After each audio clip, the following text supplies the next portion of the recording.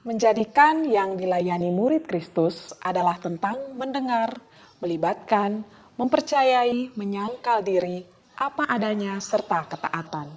Inti dari pemuridan adalah relasi hidup, bukan sekedar program, apalagi bagi kita yang sedang bersiap atau yang sudah menjadi pemimpin kelompok yang melayani di generasi saat ini, generasi Z dan Alpha.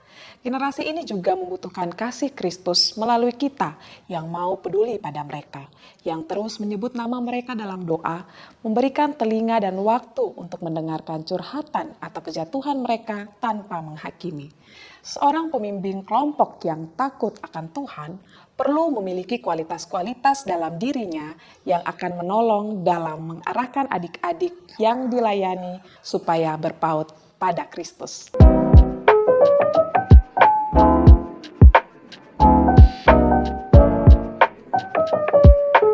Buku yang akan saya review kali ini adalah buku keren yang akan menemani perjalanan kita pembimbing kelompok atau yang sedang bersiap memimpin atau memimpin kelompok, dan saya akan membagikan kualitas-kualitas pembimbing atau pemimpin kelompok kecil dari buku Let's Go yang sudah saya baca. Nah, Let's Go ini bukan sekedar judul, tetapi akronim dari kualitas-kualitas pembimbing kelompok. Dan kualitas-kualitasnya apa saja? Yang pertama, listening atau mendengarkan. Seringkali kita sebagai pemimpin kelompok tergoda ingin menyampaikan banyak hal sampai lupa untuk menyediakan waktu mendengarkan.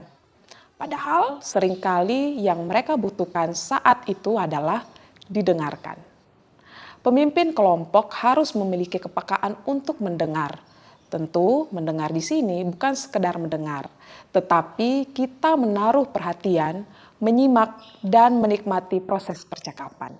Sehingga dengan hikmat dari Tuhan, kita dapat menolong dan terus mengarahkan mereka untuk kembali pada kebenaran yang sejati. Misalnya dalam mendengarkan itu sebagai PKTB, kita mau berinisiatif untuk menanyakan dan mendengarkan tentang keadaan adik kita, mendengarkan dengan seksama jika mereka menceritakan tentang kejatuhan mereka, mau dan menjadi teman mereka tanpa menghakimi, sekalipun itu semua membutuhkan banyak energi dan waktu, kita tetap menyediakannya untuk mendengarkan mereka. Kutipan menarik dari bagian ini yang saya baca adalah ada banyak suara yang menyuarakan pesan atau nasihat yang membuat mereka bising, tetapi hanya sedikit telinga yang tersedia untuk mendengar mereka bercerita. Remaja saat ini pun membutuhkan telinga untuk didengarkan. Yang kedua, engage. Dalam bagian ini kita turut melibatkan, mengikutsertakan, merangkul, mengajak remaja atau adik-adik yang kita bina mengikut Kristus. Tidak sebatas tatap muka untuk belajar Alkitab, tetapi bisa memberi ruang untuk adik-adik kelompok kita terlibat langsung dalam pelayanan dan kehidupan, entah pribadi ataupun keluarga. Misalnya, tidak sebatas mengenal mereka saja, tetapi juga keluarga mereka, circle pertemanan mereka, dan sebaliknya adik-adik pun mengetahui tentang keluarga dan pelayanan kita. Dengan demikian, adik-adik mengenali kita dan kehidupan kita, dan melalui kedekatan tersebut yang sudah dibangun, kita dapat dengan baik merangkul mereka di dalam proyek ketaatan bersama untuk bisa mempraktekkan kasih Kristus dalam segala aspek kehidupan dan langsung mereka lihat. Misalnya, adik-adik dapat langsung melihat bagaimana cara hidup kita di dalam keluarga, di dalam wadah pelayanan kita, entah itu di pelayanan siswa ataupun di dalam pelayanan mahasiswa. Nah, ada kutipan menarik dalam bagian ini. Pelayanan kelompok kecil adalah arena terbaik bagi adik-adik kita untuk melakukan kesalahan dalam pelayanan, dan mereka dapat diarahkan kembali ke hal yang benar sesuai dengan terang firman Tuhan. Yang ketiga, trustworthy, dapat dipercaya dan mempercayakan. Seperti Kristus dalam memuridkan orang-orang pilihannya, Kristus pun mempercayakan pelayanan untuk dilanjutkan oleh murid-muridnya tersebut.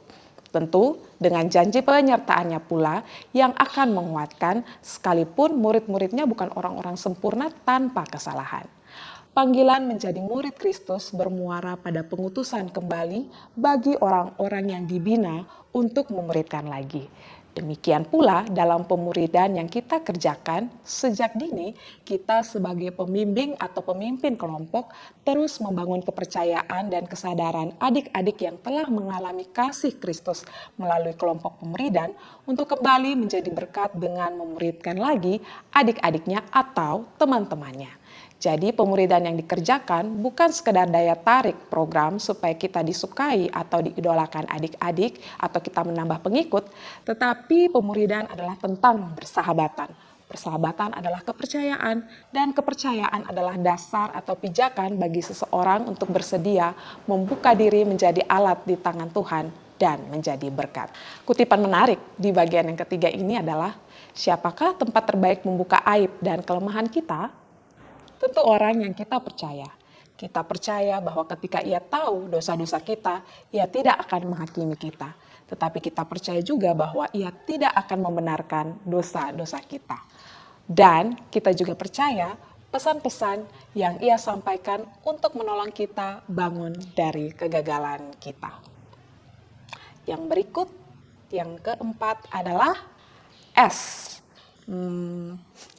Penasaran kan S ini apa? Nantikan video selanjutnya mengenai kelanjutan dari S, G, dan O. Jika teman-teman penasaran bukunya, teman-teman bisa membeli di Sekretariat Perkantas Kupang atau menghubungi ke nomor kontak di deskripsi video ini. Tuhan memberkati kita semua. Saya Yuli. Shalom, sampai jumpa.